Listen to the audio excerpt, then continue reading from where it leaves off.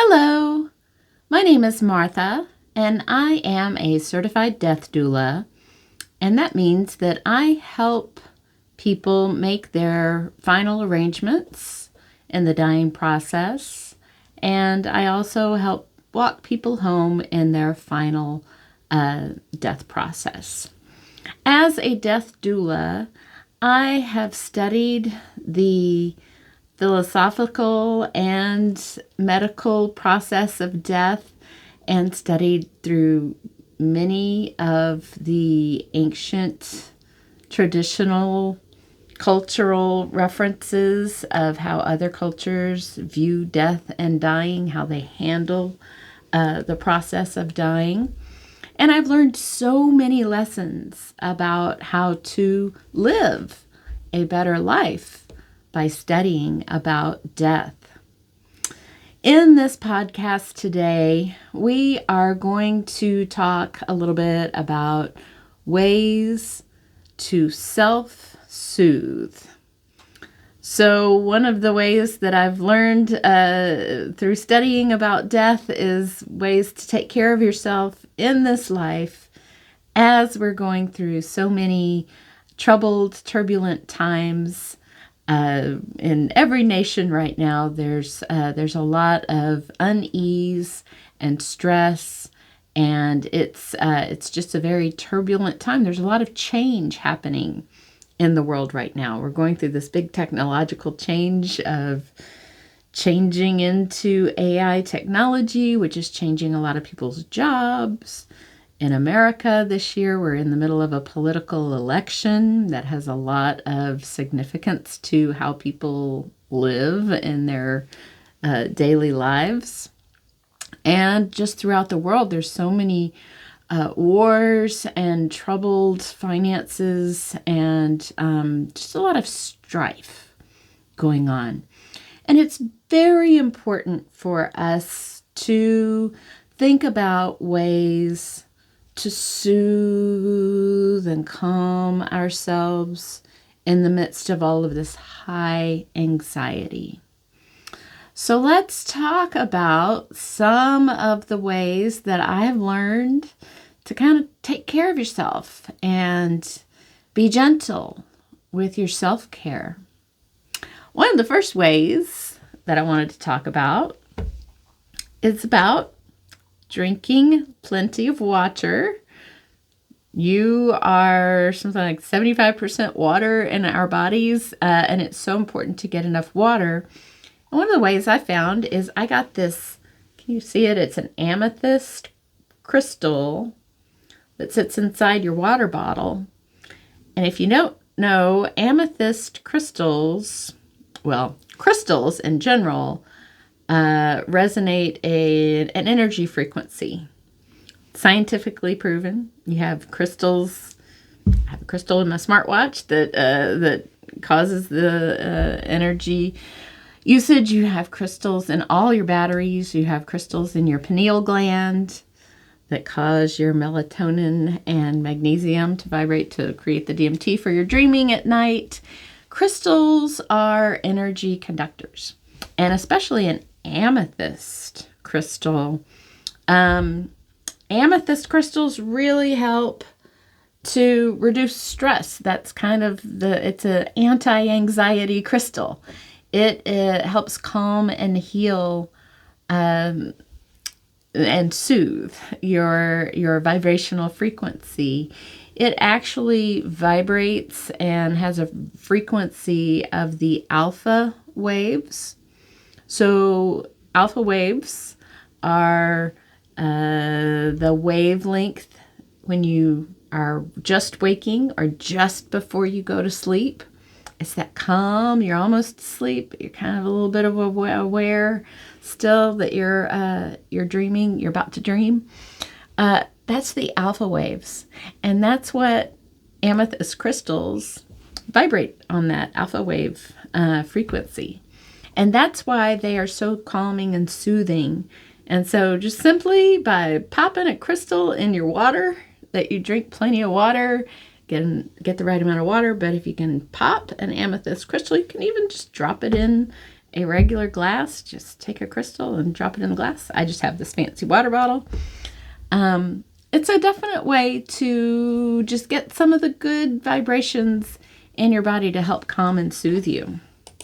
So one of the other things I wanted to talk to you about is just several different good practices that we as adults sometimes get in your head and get busy with life and work and kids and activities, and you don't really think about self-soothing practices. And self-soothing practices, I think we all kind of learn these things in kindergarten and elementary school, how to take a nap when you're having a temper tantrum, when your 2-year-old's having a temper tantrum, usually means they need a nap, right? And it's kind of the same way throughout life. And we just need to recognize and be aware of our own triggers and knowing when we're agitated and recognizing it and being aware of it, and then being aware of some active practices that we can do to calm ourselves. So how do you know when you're too stressed? I think we all know when we're too stressed, but let's kind of talk about it so you can recognize when to kind of clue in that, oh, I'm spinning out of control. That's one thing. You feel like you're out of control. You feel like there's nothing in your control and you have no power in your life. You feel that way. It's one way to know that you need some self-soothing. Another one is when you can't sleep. Your mind is just spinning and you just can't honestly calm it down to get off of the trouble track in your mind with all of the things that you have to do, that you want to do, that you didn't say, that you should have said, that you can't fix, that you don't fix, that you won't fix, all of those kind of things that get spun up in your mind and interrupt your sleep pattern. So that's another way to know. When you just can't get rid of the aches and the pains and your body is literally kind of telling you, ooh, you're getting some cortisol fired up in your body, and we're starting to get achy, and you might get the sniffles and start feeling flu symptoms. So you literally make yourself sick and your body starts aching from all of the stress hormones. So there's kind of ways to clue in and be self-aware and know that it's time to start implementing some daily practices that are going to help soothe and calm those nerves down and soothe and calm those brain patterns down. So one of the first practices I want to talk to you today about is mindfulness practices. If you have studied yoga or maybe Buddhist meditations or gone to a guided meditation practice, you'll recognize the word mindfulness. And mindfulness is a practice of becoming aware of whatever you're doing. If you're sitting outside on a park bench, just quieting your mind and not thinking about things, but just observing the birds and the squirrels and the leaves, especially at this time of year, the leaves falling from the trees, and just being mindful of everything that's happening around you and kind of observing. It's being an observer is really what mindfulness practice is. And you can do this in so many different ways. You can do it by sitting quietly and just observing what's going on around you. You can do that at a mall or at a restaurant. People watching is a mindfulness practice. What's everybody else doing? What do you think they're thinking about? Why is she walking so fast? Those kind of things are mindfulness practices. You can do it with breath. Becoming aware of your breath. There are a lot of breathing exercises. We call it breathwork. And just feeling the air coming in and out of your body. How does it feel coming in and out of your nose? Can you feel the cool air coming in? Can you feel the warmer air leaving? There's so many different breath work practices. Can you tell how much more air you can bring in when you breathe in through your mouth and breathe out your nose? All of these things are ways to just immediately bring your mind back into your body, interior kind of awareness that immediately help calm and soothe your stressed out mind. Body scanning is another practice that I learned in yoga at the end of a yoga session. When you are lying in Shavasana pose, just lying on your mat, quite often the yoga instructor will start having you do a body scan, and they start with calmly relaxing your toes and working up through the balls of your feet to your heels, up to your shins, and relaxing your calf muscles and relaxing your knees. And they kind of scan you up through your body. They go up through the whole body, all the way up through your eyebrows, calm and relax your facial muscles. And it just kind of does a body scan. And it gets you into your body. And it gets you thinking about every muscle, every ligament, every area of your body, and what can you do to relax and calm and breathe into that area of your body. So body scan is a wonderful way to bring a mindfulness practice that you can do in any situation, whether you're sitting at work or lying on a yoga mat. Guided meditation. I mentioned guided meditation at the top of this mindfulness practice, but guided meditations are wonderful. There's so many online, on YouTube, on audiobooks, on so many internet folks are offering guided meditations. There's many guided meditations that you can actually go to at yoga studios and people touring the country for guided meditations.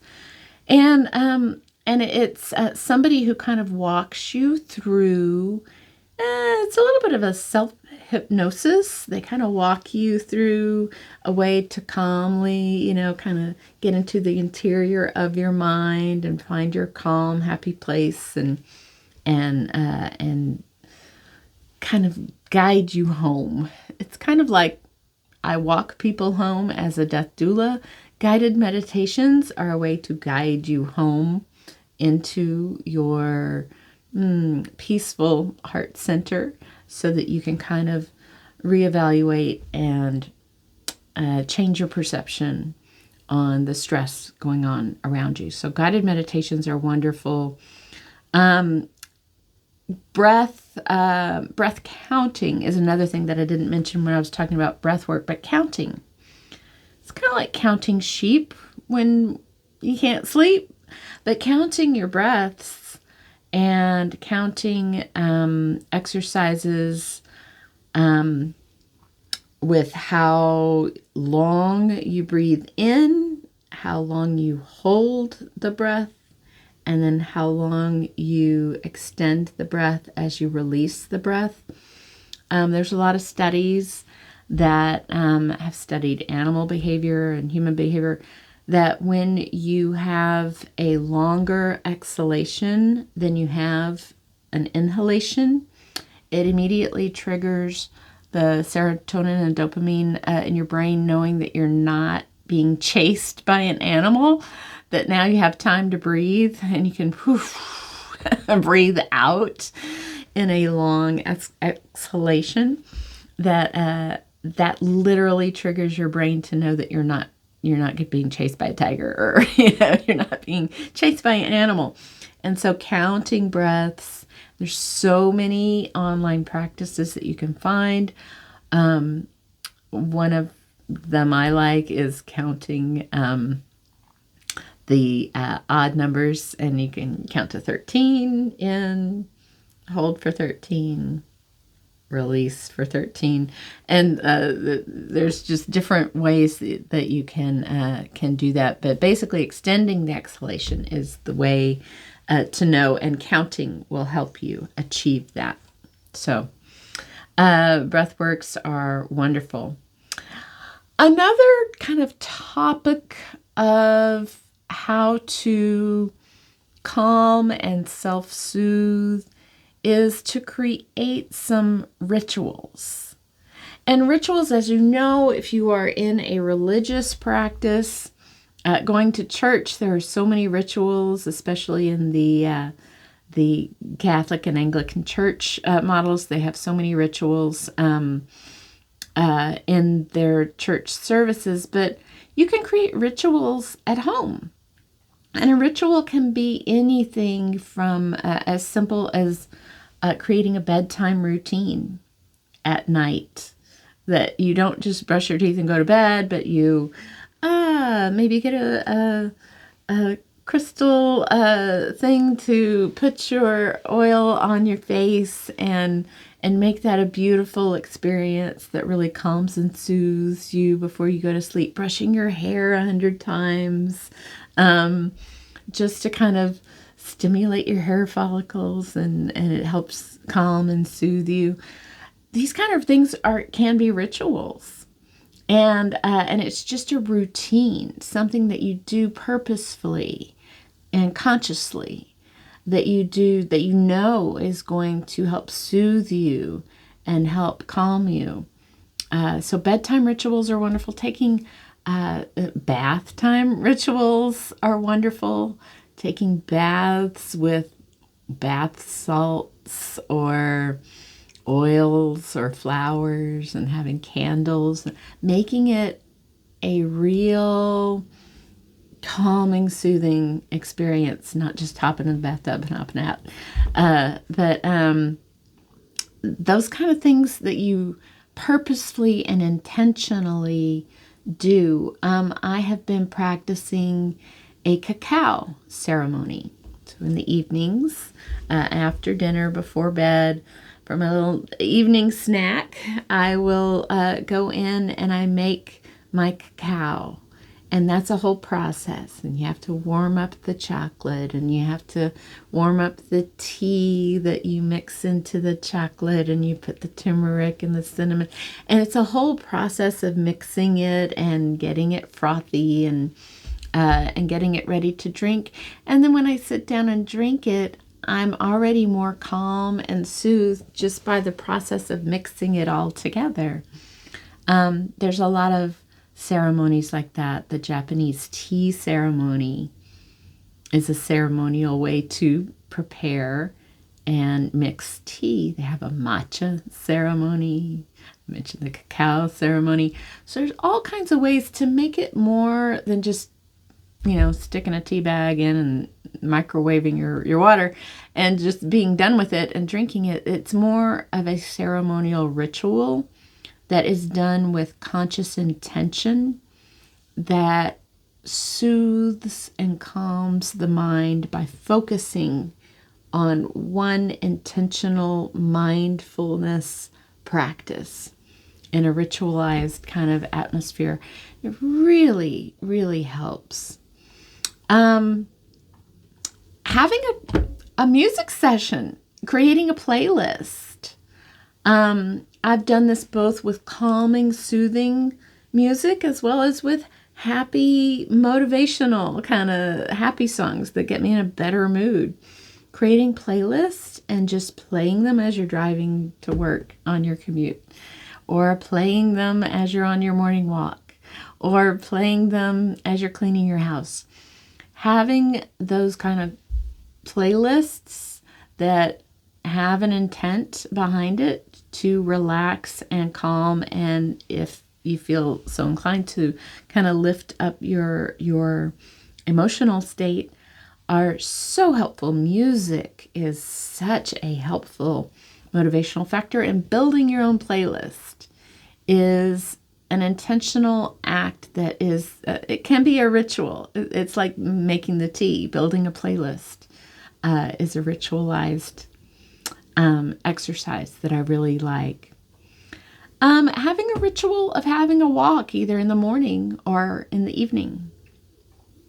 Making that part of your practice. Walking meditation is so helpful because your mind kind of clicks into subconscious mode when you're walking, especially if you're walking your neighborhood where you kind of know your way around and you know what streets to turn on and you know your little loop that you go on regularly.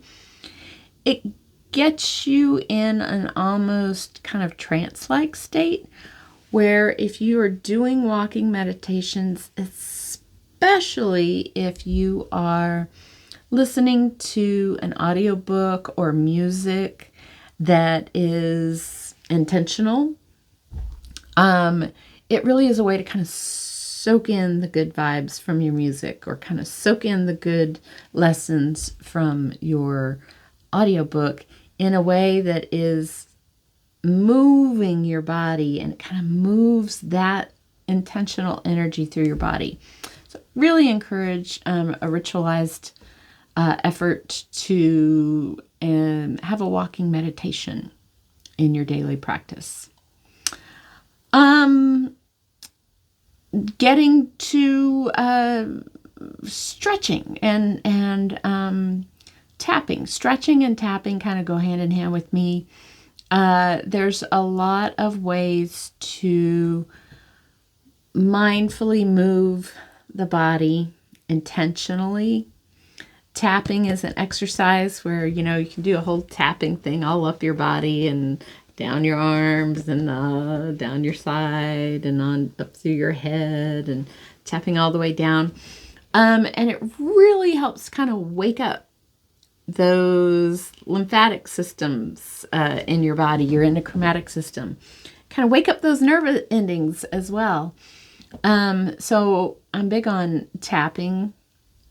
I really think that stretching is an important thing to do. I don't do full on yoga every day, but I do try to stretch all of the large muscles in my body every morning. Get up and do some full body stretching, a downward dog and a few maybe sun salutations and then I'm ready to go. But stretching the body is, again, another way of releasing the tension, releasing the cortisol that gets stuck in your muscles from stress. Really does help. Another way to help self-soothe and help calm yourself is by interacting and connecting with other people. Calling on your people when you need them. Reaching out for just community and time to be seen, heard, acknowledged by your loved ones and friends. It's so important. I just this weekend had lovely time with some of my girlfriends that I haven't seen in a little while. And I just wanted to hug them, I just needed some interaction more than just a phone call. And so we all got together for lunch and it really helped. Just being together with my girlfriends and everybody telling about what's going on in their lives and story time, with your girlfriends can really soothe your soul just to be around your loved ones hugging.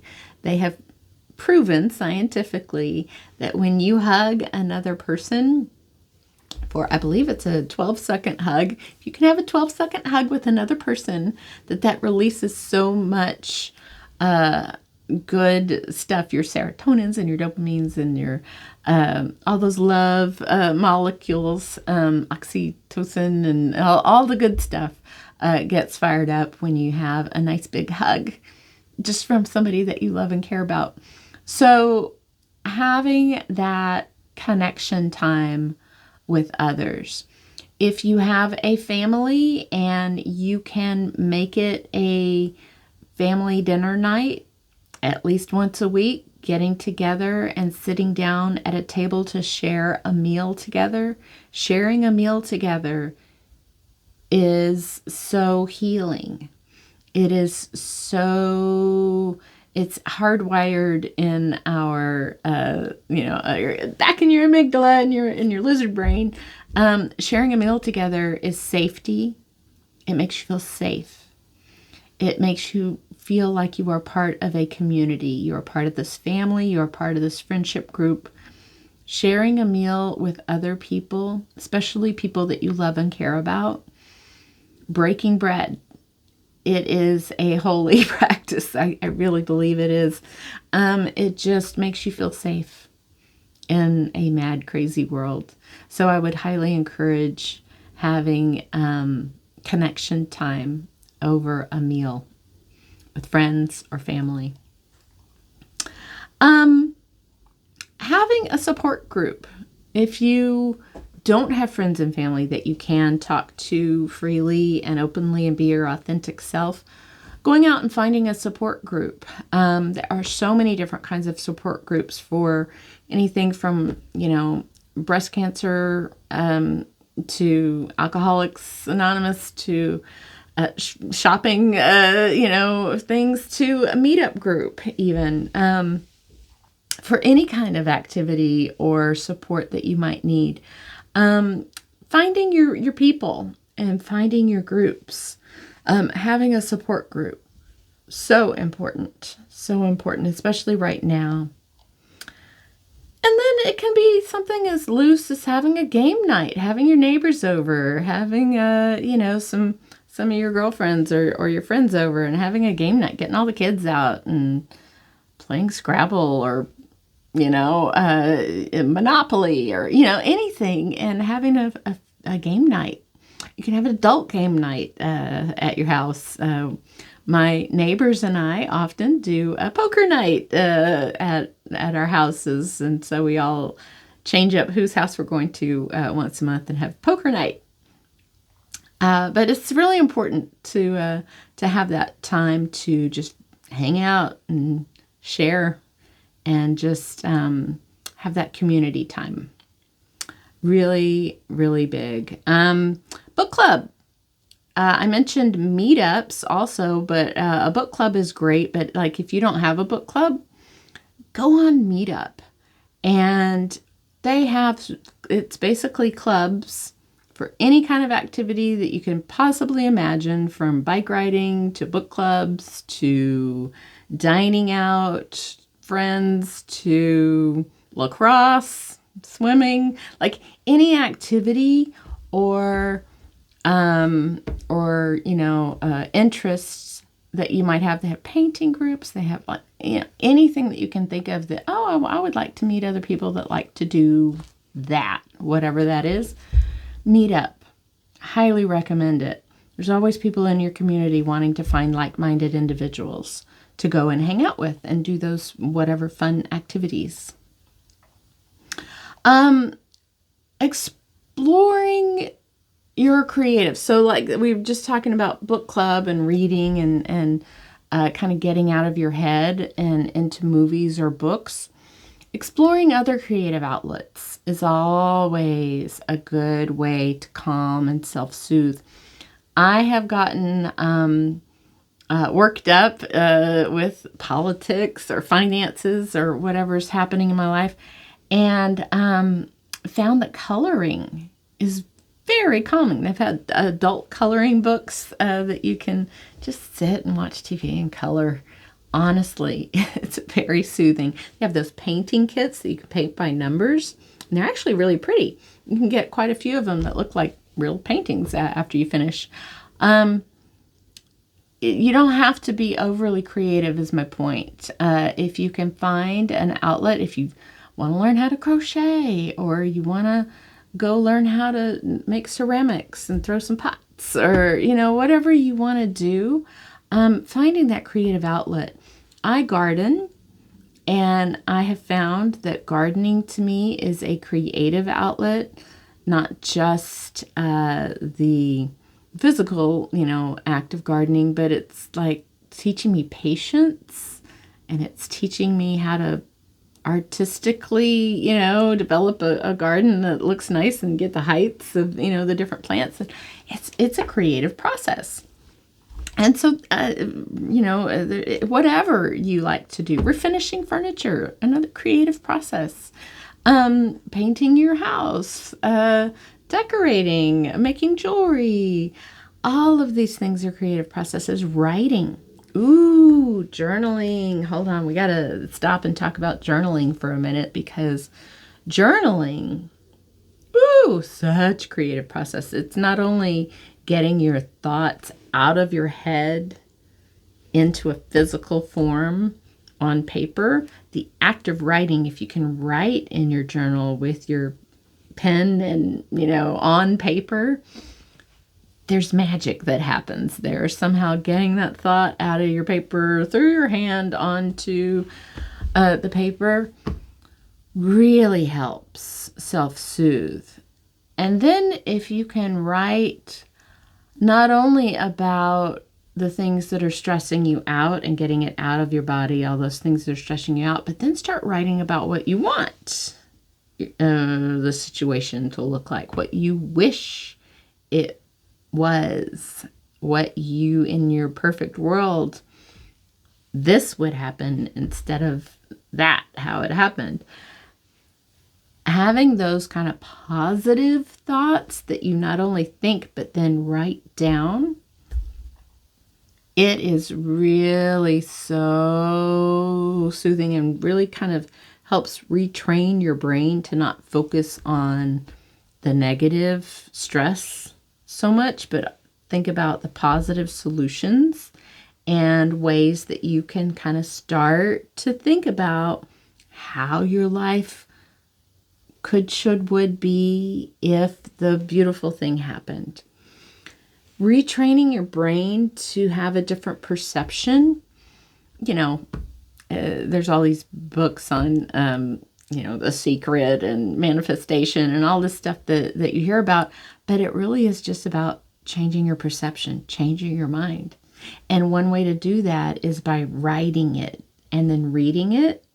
And then if you read it out loud, if you write all your stress down, everything bad that happened and all the stuff that's stressing you out, and then you write about what you want it to be. I want, to be financially free, and I want to be able to pay all my bills, and I want to have a healthy body and a healthy mind, and I want to do good things in this world. You start like recreating your world as you want it to be.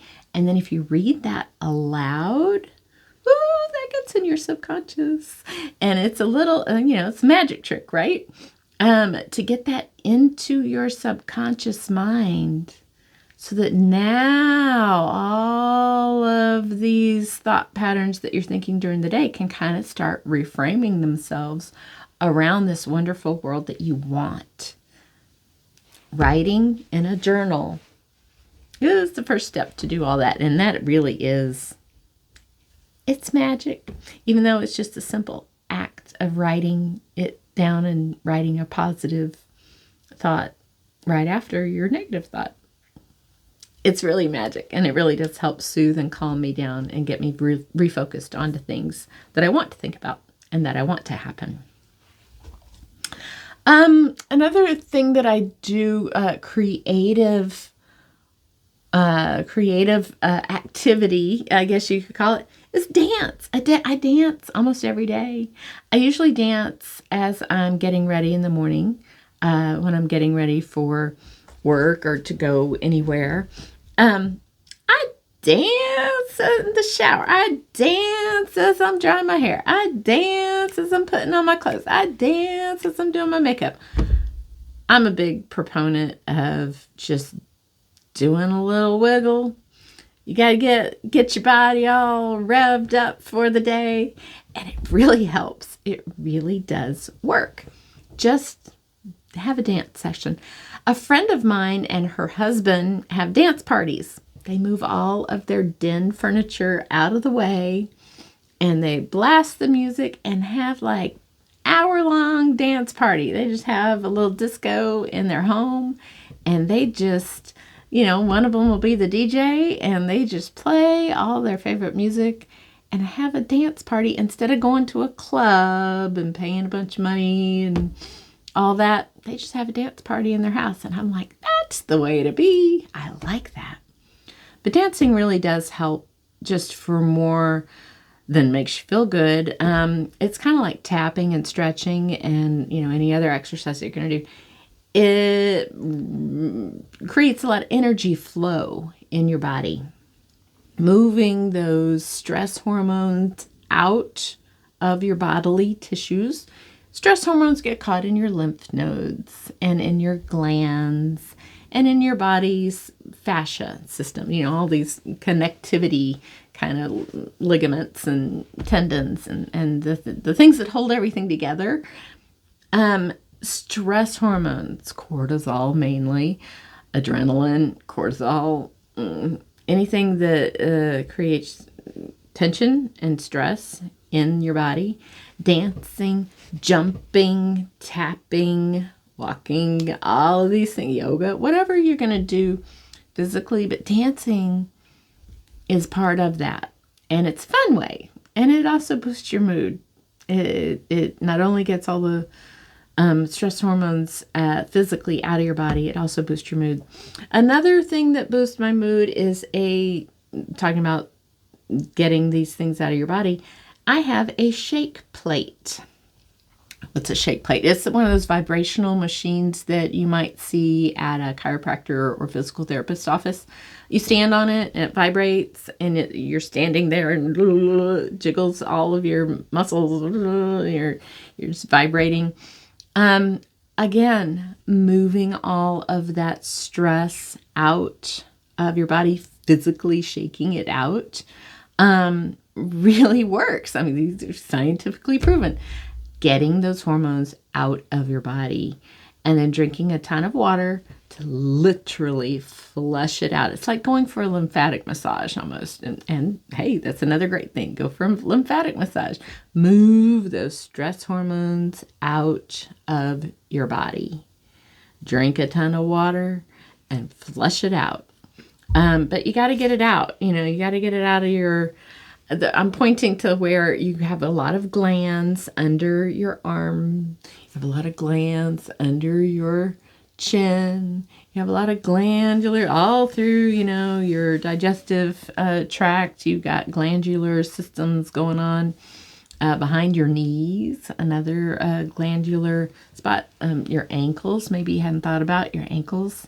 Have a lot of glandular activity. And so getting these places that hold on to that stress hormone, shaking them, moving them, stretching them, getting it active, getting it out of your body, sweating it out. Sweat is also a big way that we recycle and get that energy out of our body. Sweat a little bit and shake it out and dance it out and tap it out, move it out of your body, and then drink a lot of water so that you can get that out. Let's see, some other ideas. Learn something new. So I try to read books on tape. I have audiobooks, and I try to have a, fiction stuff for my book club, but then I'm also trying to learn something new. So at the same time, I'm going to have a book. I'm always going to have a book that is an educational kind of book that I'm learning something new, and then a fun read that's just like interesting and fun to read. And so right now I am studying and learning all about the Gnostic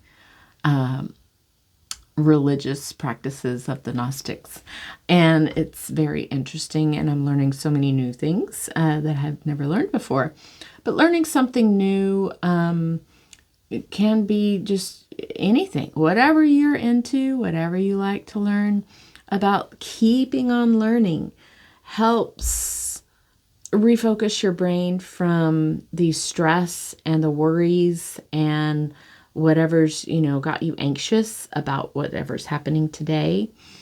Learning something new gets you to focus on a new way to frame your mind. It's all about perception and changing your perception to something new and firing new neurons in your brain. Learning something new, getting new neural connections going on in your brain will help you feel better. It honestly rewires your brain. It literally rewires your brain to learn something new. Whatever that is, a new language, a new technology. You can get on a digital site and learn about Gen AI technology, learn about prompting Chat GPT or something, relevant that you can use. Learning something new is a great way to self-soothe and get your mind off your troubles. Really works. So we've talked about movement therapies and, everything from gardening to tapping to yoga to walking to breathwork to, let's see, what again, CrossFit, weight training. You guys get the idea. Go exercise. It really helps.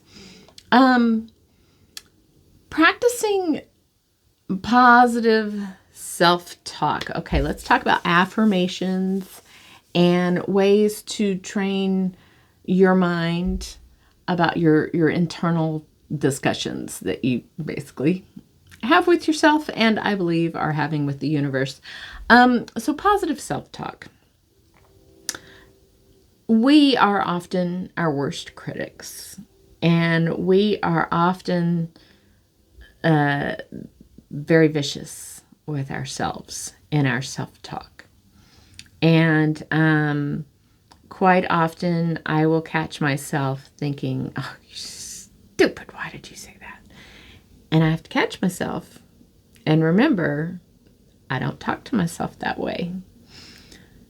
And it's a practice. It's a mindfulness practice, honestly, but it is a practice to learn how to talk to yourself in self-affirming ways.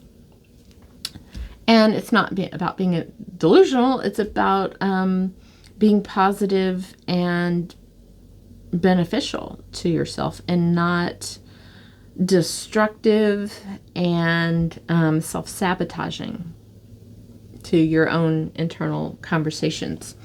So affirmations, I'm a huge supporter of affirmations. I love Louise Haye is one of my very favorite teachers, and she's got a ton of positive affirmations out there. Just look her up on YouTube or look her up on Instagram. There's a ton of stuff out there. And she was around from like the 80s and 90s. She has since passed on, but she's a wonderful teacher about how to do this positive affirmations. And if you're my age, then you might remember the Saturday Night Live skit that they used to do about positive affirmations. But it really works. And reframing how you view the world. Again, it's all about changing your perception of your reality. But if you get your hands on some positive affirmations, there's so many healers and energy workers out there online that you can find. Positive affirmations really work. Kindness practices, which sounds silly, but it's about being kind and kind of the pay it forward kind of attitude. Go when you're getting coffee at the Starbucks, pay for the person behind you. Just give an extra 20 and pay for their coffee. And you'll feel better. It really does make you feel better to be kind. Give somebody a compliment at the grocery store who maybe you like her blouse. Stranger, you look nice. That color's lovely on you. You're not only making her day, you are changing your whole view of your own day. So kindness practices really work.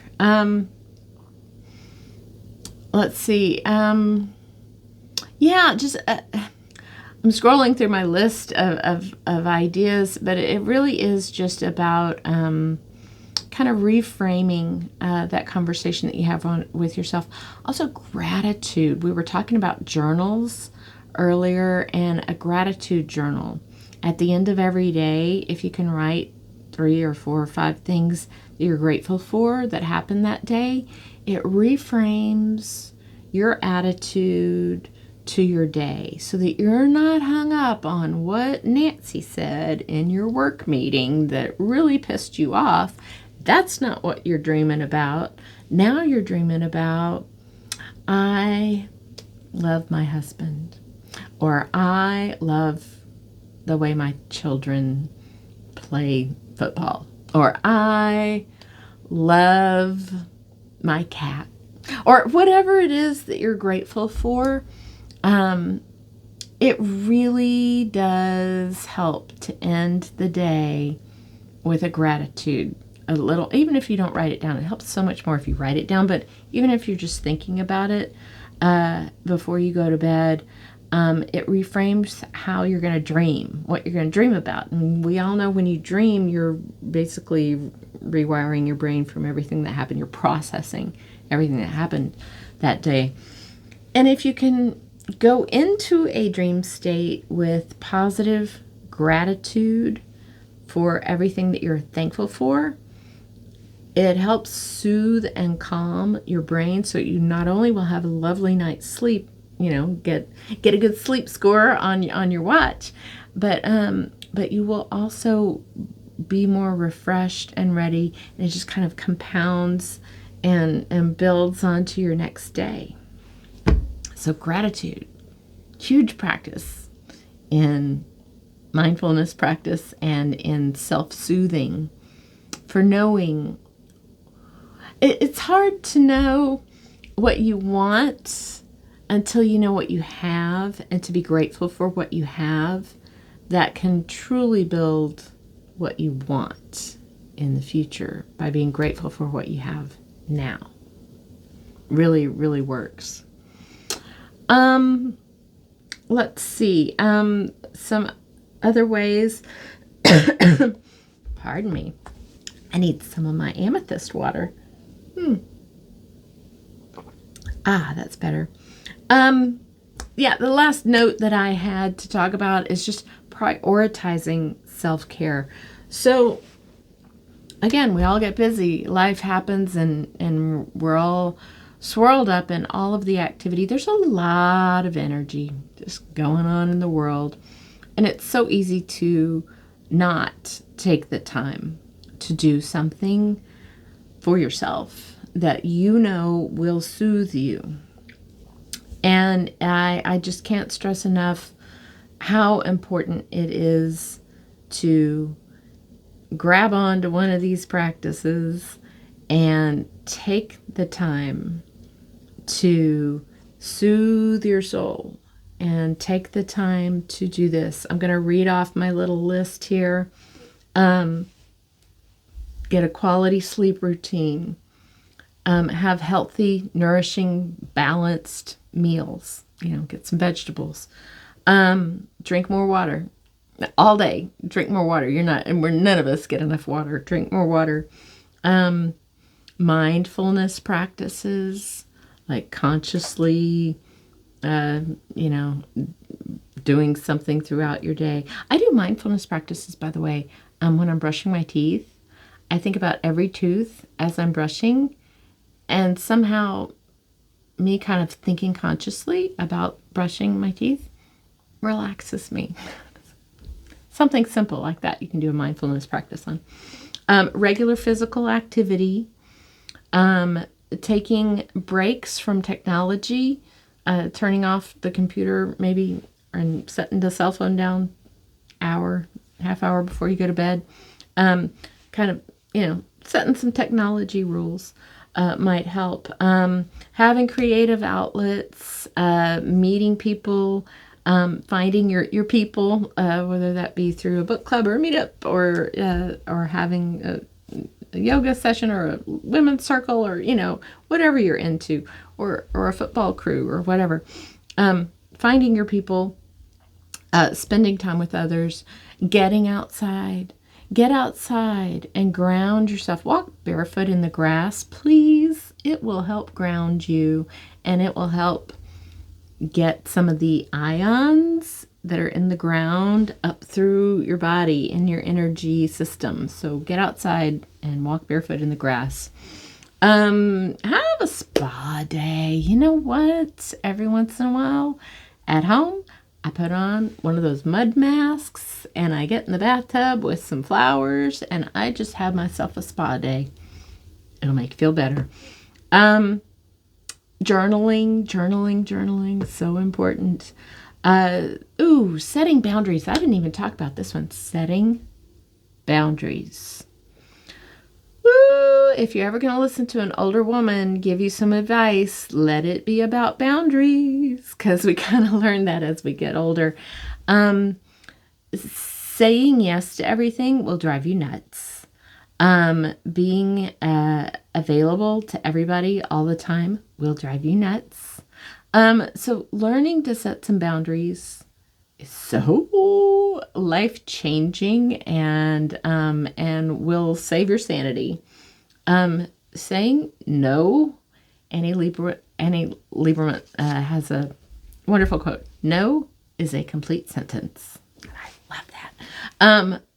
Saying no to things that you're not interested in doing. Please say no. You're just going to drive yourself crazy. Saying no to friends and family that are toxic. I'm sorry. No, I'm not going to participate in that activity, or I'm not going to participate in that conversation. Saying no will change your life and you will become less crazy. So boundaries. I'm really big on boundaries. And learning how to get the toxic people out of your life is huge. I always say, when I see crazy coming, I cross the street. I'm sorry, I'm not into your drama. Your monkey's your circus, and good luck with that. I'm not dealing with that.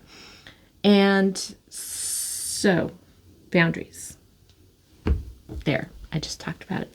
And at all, if all else fails, go to therapy. Get some therapy. There's online therapists now that you can get on the internet. You can find a therapist online, or find a good one that you can talk with. But getting some help is always a good idea if you are not able to handle stress and life's just getting to be too much. So I hope that these were all good ideas that you can use in your life. I know I'm using all of these things, especially right now. With the energies in this world, we all need a little self-soothing, and we all need to just stop our temper tantrums and take a nap. And so hopefully this has helped you think about ways in your life that you might want to, latch onto, and think about how you can self-soothe, how you can become aware that you're spinning out of control, and how you can start to implement some of these things in your daily life to just calm down and soothe, gently go into a more healthy, calm frame of mind. So I hope that you enjoyed the session. If you would, please like this video. You're welcome to subscribe to more episodes of Tales of a Death Doula, where I not only explore topics of death and dying, but I use those topics to think about how to live a better life. Come back and see me next time for more Tales of a Death Doula. Thank you.